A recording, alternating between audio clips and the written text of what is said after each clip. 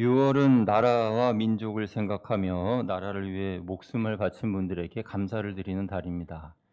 어제는 한국 전쟁이 발발한 지 72주년이 되는 날이고, 그래서 오늘 예배는 6.25 전쟁 상기 예배로 드립니다.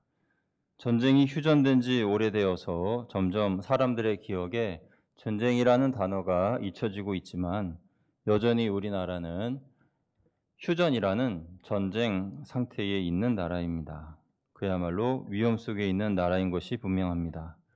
그래서 우리 믿는 그리스도인들은 나라를 위하여 이때 더 열심히 기도를 해야 합니다. 기도만이 전쟁의 위협으로부터 우리가 살 길이고, 기도만이 우리 민족이 상생할 수 있는 유일한 방법이라는 것입니다. 어떤 분들은 기도만이 유일한 방법이다라고 말씀드리면, 목사님 그런 이야기는 너무 진부한 이야기 아닙니까? 이렇게 말씀하시는 분들이 계실지 모르겠어요.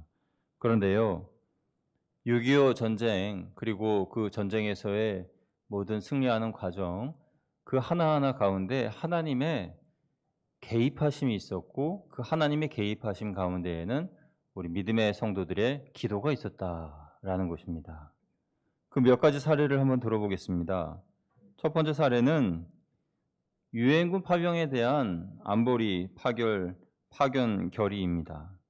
당시 회원국 중에는 전쟁의 배후였던 소련이 있었는데, 이 유엔군 파병 회의에 대하여서 만약에 소련이 거부권을 행사하였으면 유엔군이 파병되지 못했을 텐데, 그런데 소련이 참석하지를 못했어요. 그래서 어떻게 된 일인가 하고 알아보니, 이사회가 열리는 그날 아침에 소련 대표가 탄 그 차가, 테리랍 차가 회의장으로 가는데 갑자기 엔진이 꺼졌습니다.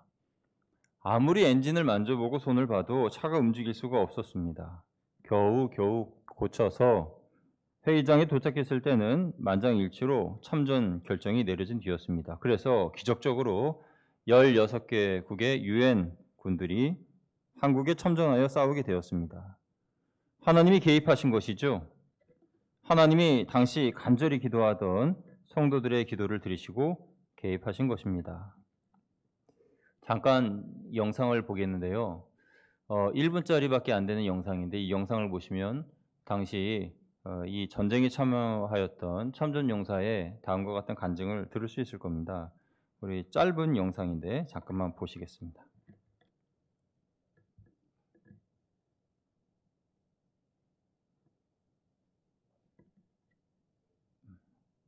네, 소리가 안 켜 있어요. 생생하게 기억되고 있다. 백마고치 그런 데는요, 전투가 아주 치열했습니다. 한창만 있는 것들 기어올라오기에는 죽어도 자꾸 막 올라오거든요. 우리 아군들 많이 죽었지요. 참전국 16개국 175만 4,400명 참전, 4896명 사망. 그들이 목숨 바쳐 지키려 했던 것은 무엇일까? 국가의 안보를 위한 첫걸음.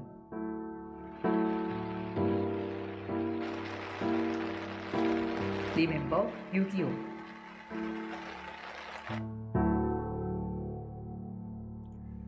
예, 짧은 영상인데 좀 느낌이 생각하게 하는 것들이 많죠.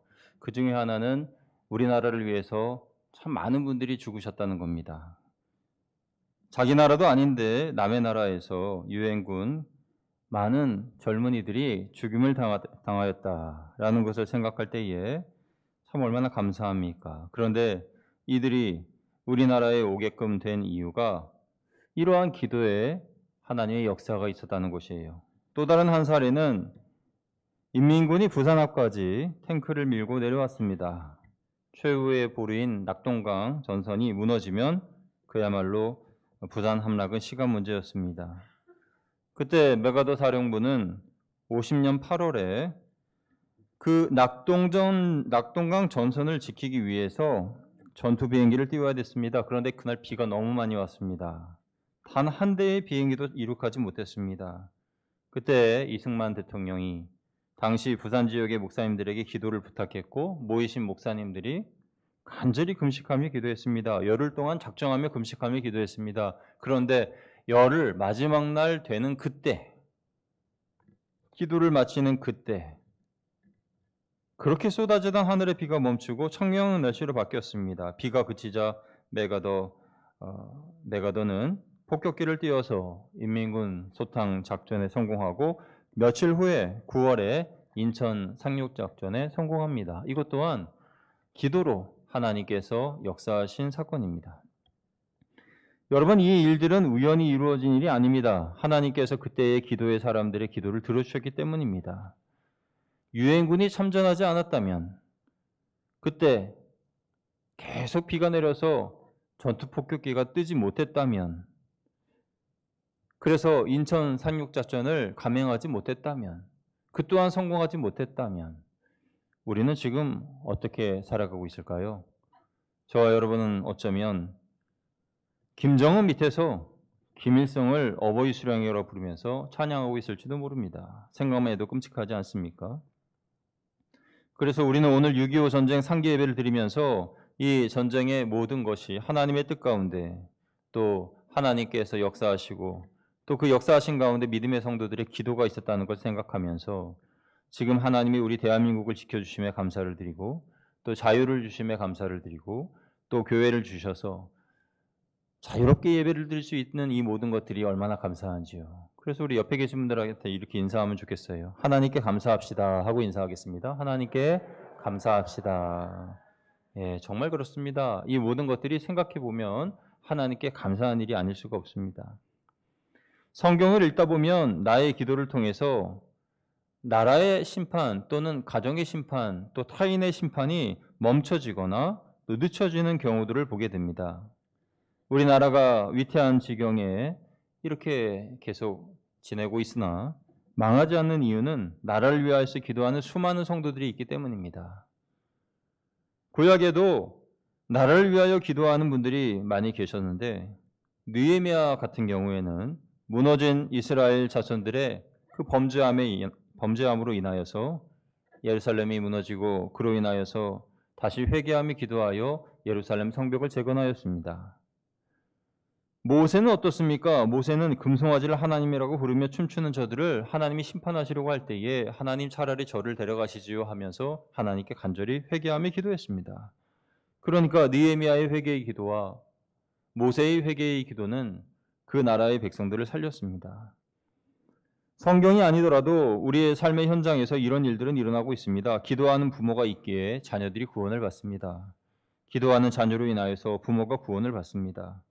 기도하는 아내로 인하여서 남편이 구원을 받고, 기도하는 남편으로 인하여서 아내가 구원을 받습니다. 우리는 모세처럼 느헤미야처럼 나라를 위하여 회개하며 기도해야 됩니다. 마찬가지로 하나님께서 저 북한 땅을 버리지 않게 해달라고 간절히 회개하며 대신 위하여 기도해야 합니다. 그 기도가 우리 민족을 살리는 유일한 길이기 때문입니다. 그러므로 우리가 나라를 사랑하는 방법이란 나라를 위하여 대신 회개하며 기도하는 것이 나라를 위한 행동인 것입니다. 오늘 본문의 배경이 되는 때는 엘리야 선지자가 활동하던 시대였는데, 이때에는 북이스라엘의 왕 아합과 그 아내 이세벨이 하나님의 사람들을 잡아다 죽이는 그런 끔찍한 시대였습니다. 그때 엘리야가 하나님께 기도하길, 주여 저들이 주의 선지자들을 죽였고 이제 저 혼자 남았습니다 라고 하나님께 부르짖었습니다. 그때 하나님은 뭐라고 대답하셨습니까? 오늘 본문의 4절 말씀인데요, 우리 4절 같이 읽어보겠습니다. 시작. 그에게 하신 대답이 무엇이냐? 내가 나를 위하여 바알에게 무릎을 꿇지 아니한 사람 7,000명을 남겨두었다 하셨으니. 아멘. 하나님께서 바알에게 무릎을 꿇지 아니한 사람을 7,000명이나 남겨두었다라고 말씀하고 계십니다. 여러분, 그런데 말씀을 다시 보시면 누구를 위하여 7,000명을 남겨두었다고 말씀하십니까? 하나님이 하나님을 위하여 바알에게 무릎 꿇지 않는 사람 7,000명을 남겨두었다라고 말씀하고 계십니다. 그리고 이어지는 5절에서 뭐라고 바울은 말합니까? 5절 말씀도 같이 읽어보겠습니다. 시작. 그런즉 이와 같이 지금도 은혜로 택하심을 따라 남은 자가 있느니라. 아멘. 그러니까 이 말씀을 오늘 우리에게 적용해 보면은 하나님께서 사랑하시는 이 대한민국을 위하여서 하나님께서 남겨둔 사람들이 있는데 그들은 7,000명이다. 그 7,000명에 바로 우리 거양교회 성도들이 포함되는 줄로 믿습니다. 그러니까 7천 명은 상징적인 숫자잖아요. 그러니까 7천 명이라 해서 딱 7천 명이다라는 것이 아니라 그 7천 명의 숫자 안에 우리 성도들이, 믿음의 성도들이 간절히 기도하고 그 기도를 통해서 하나님께서 이 나라를 지켜주신다는 거예요.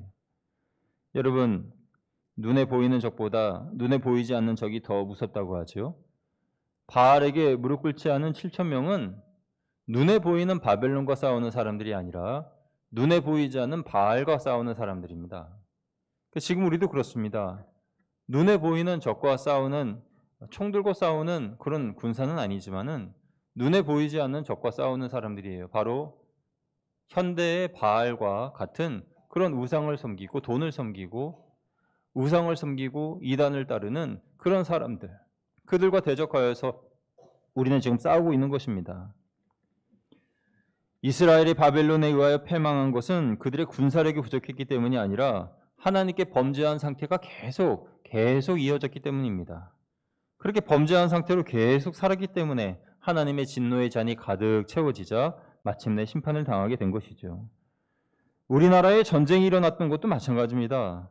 진노의 잔에 하나님의 진노가 가득 채워졌기 때문에 전쟁이 일어난 것입니다. 그러면 전쟁이 일어나지 않게 하기 위하여서는 하나님의 진노의 잔에 진노가 채워지지 않도록 우리가 저들을 위하여 대신 회개하며 기도해야 됩니다. 누구처럼요? 느헤미야처럼, 모세처럼, 예수님처럼 간절히 기도해야 하는 것입니다. 그것이 5절 말씀에 은혜로 택하심을 따라 남은 자들이 받은 사명인 것입니다. 그 기도가 바로 저와 여러분이 해야 할 사명이요 책임감인 것이죠. 우리는 하나님께서 남겨놓으신 7천 명이 되어서 바알에게 빠져있는 이들을 건져내는 일을 감당해야 됩니다. 그것이 나라를 사랑하는 일이고 나라를 지키는 일입니다.